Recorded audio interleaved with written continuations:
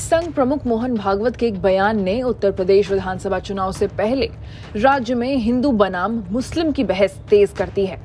4 जुलाई को यूपी के गाजियाबाद में डॉक्टर ख्वाजा इफ्तिकार की किताब द मीटिंग ऑफ माइंड्स का विमोचन करते मोहन भागवत ने कहा था कि सभी भारतीयों का डीएनए समान है। इससे भी अहम बयान ये था कि लिंचिंग करने वाले हिंदू के दुश्मन हैं। ये हमारा देश है, ये हमारी परंपरा है, ये हमारी तहजीब है और ये हमारे मातृभूमि के कारण मिली है। वो पहला आधार है और ये परंपरा दूसरा आधार है और तीसरा आधार है ही हम समान पूर्वजों के वंशज हैं। अब ये विज्ञान से भी सिद्ध हो चुका है।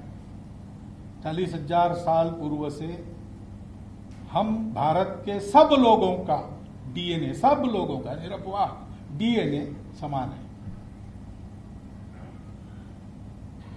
इस आधार पर आरूढ़ होकर हम जब विचार करते हैं तो मन में अपनापन आता ही है। उस अपनेपन के आधार पर एकता होती है, राजनीति के आधार पर नहीं होती। और संघ पहले से ऐसा मानता है। हमारे ही भारत माता के पुत्र, हमारे ही संस्कृति के विरासतदार और हमारे ही पूर्वजों के वंशज, खून के अपने भाई मुसलमान साथ क्यों नहीं चल सकते भाई? वो कैसे अलग हो गए? लेकिन इन सब पृष्ठभूमियों के कारण एक अलगाव और अविश्वास पैदा हुआ है। उसकी दूरी हमको पाटते समय समाज के मन से ये सारा हटाना पड़ेगा। इसलिए हम कहते हैं कि हिंदुस्तान हिंदू राष्ट्र है, गौ माता पूज्य है, लेकिन लिंचिंग करने वाले ये हिंदुत्व के खिलाफ जा रहे हैं। ऐसे में सूबे की सियासत में सुनामी तो आई थी।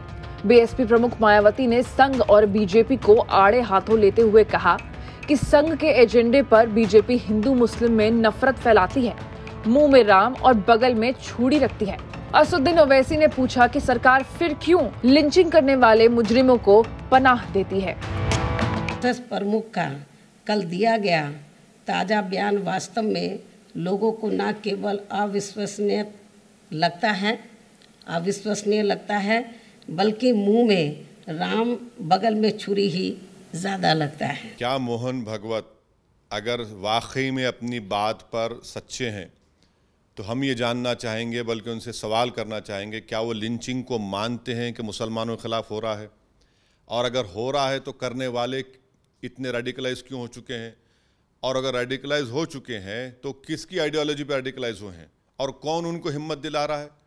क्या मोहन भागवत नहीं जानते कि इखलाक हो, पीलू खान हो, रकबर हो, अलीमुद्दीन अंसारी हो, जुनैद हो या आसिफ हो, ये तमाम के तमाम जो एक्यूज हैं इनका ताल्लुक हिंदुत्व की आइडियोलॉजी से नहीं है?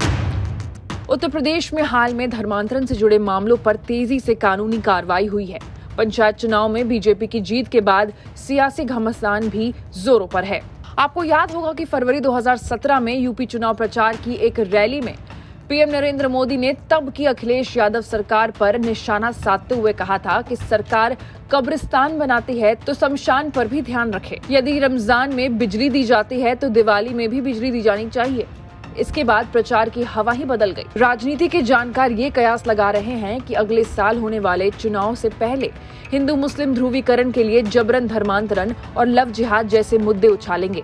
ऐसे में संघ प्रमुख ने हिंदू मुस्लिम सद्भावना से जुड़े बयान देकर और लिंचिंग करने वालों पर कड़ी कानूनी कार्रवाई की बात कहकर सियासत के तालाब में वो पत्थर फेंका है जो देर तक लहरें पैदा करता रहेगा। मायावती और ओवैसी की बेचैनी है। उन्हें डर है कि भागवत के इस बयान से बीजेपी की कथित मुस्लिम विरोधी छवि का रंग मध्यम करके मुस्लिम समाज में भ्रम न फैल जाए। ब्यूरो रिपोर्ट, यूपी तक।